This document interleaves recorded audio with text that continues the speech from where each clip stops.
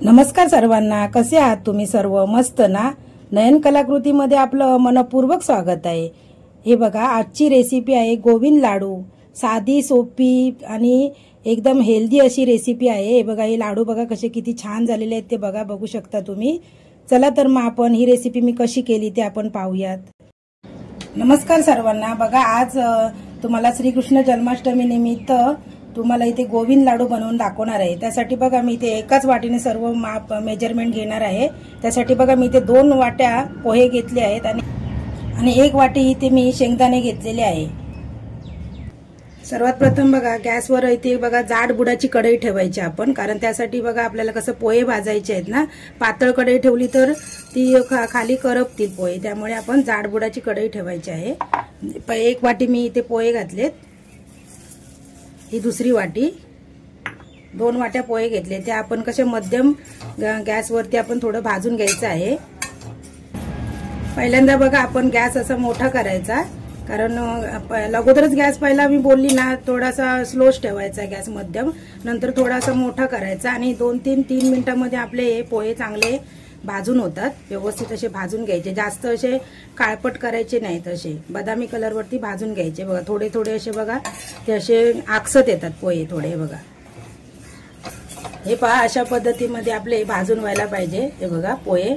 आणि कसं त्यासाठी कसं बघा त्याचं कसं मॉइश्चर थोडं पोह्यांमधले निघून जायला पाहिजे, इतपतच आपण भाजायचे आहेत आणि कुरकुरीत असे व्हायला पाहिजे। हे बघा, हे पहा आपले पोहे चांगले भाजून झालेत। आता मी एका प्लेटमध्ये काढून घेते। हे पहा असे कुरकुरीत व्हायला पाहिजे। हे बघा आवाज आला असेल तुम्हाला। आता त्याच कढईमध्ये आपण हे शेंगदाणे पण भाजून घ्यायचे आहेत। शेंगदाणे पण आपण आहे ना व्यवस्थित भाजायचे, कारण कसे ते पण असे चांगले आतून भाजायला पाहिजे। वरती सालं नुसती काळी नको व्हायला, आतून पण भाजले पाहिजे ते व्यवस्थित, तस त्याप्रमाणे आपण भाजून घ्यायचे। हे पहा शेंगदाणे पण आपले चांगले भाजून झालेले आहेत। गॅस मी बंद केलेला आहे बघा, आणि आता आपण त्याच प्लेटमध्ये काढून घ्यायचे एका साईडला। हे पहा त्याच वाटीने मी इथे सुकं खोबरं घेतलेलं आहे, अर्धी वाटी। जेव्हा त्या वाट्या घेतलेल्या तेवढ्याच वाट्याने परत मी घेतलंय। आता हे सुकं खोबरं पण मी त्याच कढईमध्ये भाजून घेते। हे पहा सुकं खोबरं मात्र आपण मंद गॅसवरच भाजायचं आहे, म्हणजे मीडियम गॅसवरती, कारण जास्त फास्ट केलं तर सुकं खोबरं कसं हे होईल, ते करपून जाईल। हे पहा सुकं खोबरं सुद्धा आपलं व्यवस्थित असं भाजून झालेलं आहे। आता मी गॅस बंद करते। आता त्याच प्लेटमध्ये एका बाजूला हे सुकं खोबरं काढून घेत आहे। आता बघा त्याच कढईमध्ये मी इथे अर्धा चमचा फक्त तूप टाकलंय, जास्त तुपाचा पण वापर मी करणार नाहीये। त्यामध्ये बघा ड्रायफ्रुट्स घेणार आहे, बदाम आणि काजू। 10 बदाम घेतले, 10 काजू घेतले। तुमच्याकडे जेवढं ड्रायफ्रुट्स कुठचं असेल ते तुम्ही याच्यामध्ये वापरू शकता। ते पण आपण असे थोडेसे मध्यम गॅसवरती असे भाजून घ्यायचे आहेत, काजू आणि बदाम। आता बघा त्यातच मी तीळ 2 चमचे टाकणार आहे याच्यामध्ये, आणि खसखस मी 2 छोटे चमचे टाकत आहे त्याच्यातच। आता ते पण आपण असं भाजून घ्यायचं आणि गॅस बंद करायचा, कारण आपली कशी कढई तापलेलीच होती ना, अगोदर गरम झालेली होती, त्यामुळे जास्त वेळ लागणार नाही। लगेच बंद करून टाकायचं। हे पहा हे सर्व साहित्य मी आता थंड झाल्यानंतर मिक्सरला लावून घेणार आहे। पहिल्यांदा मी पोहे लावणार आहे, नंतर मग हे शेंगदाणे मी साली सकट लावले, साल काढून तुम्ही जरी मिक्सरला फिरवलं तरी चालेल। आणि खोबरं आणि हे बघा हे ड्रायफ्रुट्स आहेत ना सर्व भाजलेले आहेत, ते पण मी एकत्र लावणार आहे। हे पहा पोहे आपले एकदम थंड झालेले आहेत। आता मी मिक्सरला लावून घेते पहिल्यांदा पोहे। हे पहा इथे मी पोहे बारीक करून घेते, असे रवाळ करून घ्यायचे बारीक। हे बघा एकदम बारीक करायचे ना। आता मी या काचेच्या भांड्यात काढून घेते। आता त्याच मिक्सर भांड्यामध्ये मी बघा इथे शेंगदाणे घालून घेते। ते पण असे थोडेसे रवाळच करायचे, जास्त असं तेल सुटेपर्यंत आपण बारीक करून घ्यायचे नाहीयेत।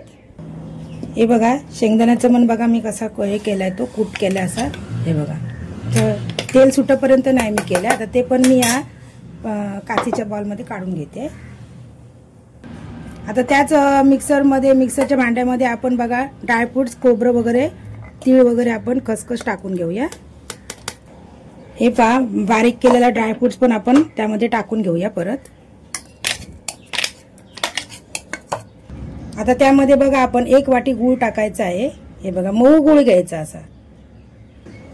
आता बघा 1 चमचा आपण वेलचीची पावडर टाकायची आहे त्यामध्ये आणि हे सर्व साहित्य असं आपण मिक्स करून घ्यायचं आहे. चांगलं व्यवस्थित मिक्स करून घ्यायचं, खालून असं वर वर खाली करायचं व्यवस्थित. हे बघा आता हे सर्व साहित्य मिक्स केल्यानंतर परत आपण या मिक्सरच्या भांड्यात घालायचं आहे. आता ते सर्व साहित्य आपण मिक्सरला चांगलं असं बारीक फिरून घ्यायचं आहे. हे पहा मिक्सरला चांगली आपण अशी बारीक पूड करून घेतलेली आहे. आता आपण याच्यामध्ये बाउलमध्ये काढून घेऊया सर्व. आता आपण त्या मिश्रणामध्ये थोडंसं बघा तूप घालायचं आहे. मी मगाशी कधी हे करते वेळी ड्रायफ्रूट्स भाजते वेळी मी अर्धा चमचा घातलेला. आता आपण 1.5 चमचा तूप घालायचं आहे आणि आता आपण त्याचे लाडू वळून घ्यायचे आहेत.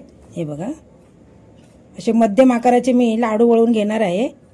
हे तूप आपण व्यवस्थित असं मिक्स करून घ्यायचं त्यामध्ये. हे पहा असे मध्यम आकाराचे मी लाडू तुम्हाला वळून दाखवते. त्याला मी बघा इथे पिस्ता लावून घेणार आहे. हे बघा असा पिस्ता लावायचा. हे बघा कोणतेही तुम्ही ड्रायफ्रुट्स वरून लावू शकता आणि नाही लावलात तरी चालेल. हे बघा असं आपण थोडंसं हातामध्ये असं व्यवस्थित हे करायचं. हे बघा लाडू कसे आपले मस्त झालेत बघा. एक एक असं मी करून इथे ठेवते, दाखवते तुम्हाला. दुसरा लाडू पण मी असं वळून दाखवते. हे बघा दुसरा लाडू पण आपला वळून झालेला आहे. हे बघा असं हातावरती आपण असं खेळवायचं म्हणजे कसं व्यवस्थित असं गोल होतो आणि जरा शायनिंग येते त्याला. हे बघा हे पहा असेच मी सर्व लाडू तुम्हाला वळून दाखवते. हे पहा सर्व लाडू बनवून तयार झालेले आहेत. एवढ्या साहित्यात 12 ते 13 लाडू तयार होतात. श्रीकृष्ण जन्माष्टमीला हे गोविंद लाडू माझ्या पद्धतीने नक्की करा.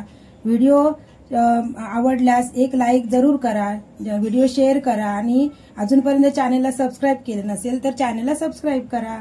संपूर्ण व्हिडिओ पाहिल्याबद्दल मनापासून धन्यवाद.